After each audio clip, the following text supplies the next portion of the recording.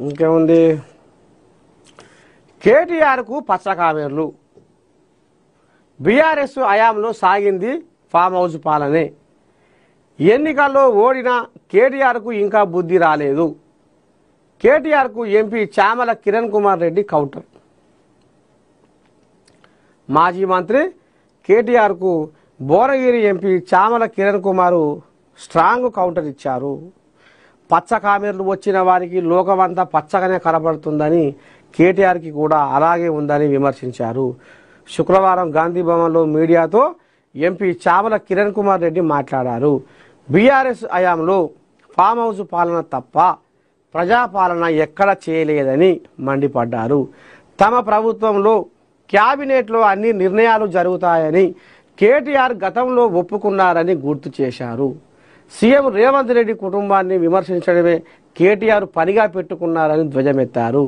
MP Chamala Kiran Kumar Reddy Revanth Reddy కుటుంబంలో ఎంతమంది తమ ప్రభుత్వంలో ఉన్నారో కేటీఆర్ చెప్పాలని సవాల్ విసిరారు. కేటీఆర్ లాగా ఇంట్లో ఉన్నోళ్ళందరికీ రాజకీయ పదవులను తమ ప్రభుత్వంలో ఇవ్వలేదని స్పష్టం చేశారు. కేటీఆర్ 10 ఏళ్లు ఏం చేశారని, తెలంగాణకు తీసుకువచ్చిన పెట్టుబడులు ఏమయ్యాయని ప్రశ్నల వర్షం కురిపించారు. కేటీఆర్ అండ్ కో తెలంగాణకు మంచి చేయరని, తాము చేస్తుంటే అడ్డుకుంటున్నారని ధ్వజమెత్తారు. వ్యాపారవేత్తలను కేటీఆర్ బెదిరించారని ఆరోపించారు. అసెంబ్లీ పార్లమెంటు ఎన్నికల్లో బీఆర్ఎస్ను ఓడగొట్టిన కేటీఆర్కు బుద్ధి మారలేదని ఎద్దేవా చేశారు.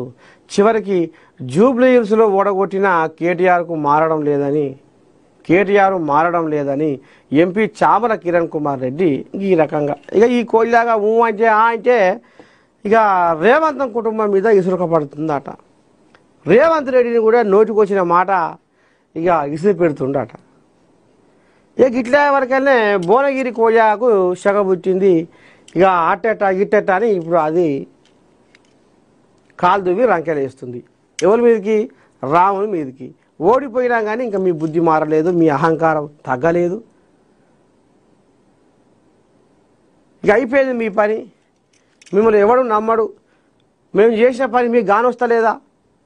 పచ్చకామెర్లు ఉన్నోనికి లోకమంతా పచ్చగా అన్నట్టు ఇప్పుడు నీకు గదే కథ నీ కథ అని గా రకంగా పోల్చి ఇడమర్చి ఇప్పి చెప్తుండు చామల కిరణ్ కుమార్ రెడ్డి భువనగిరి కోల్యాగా.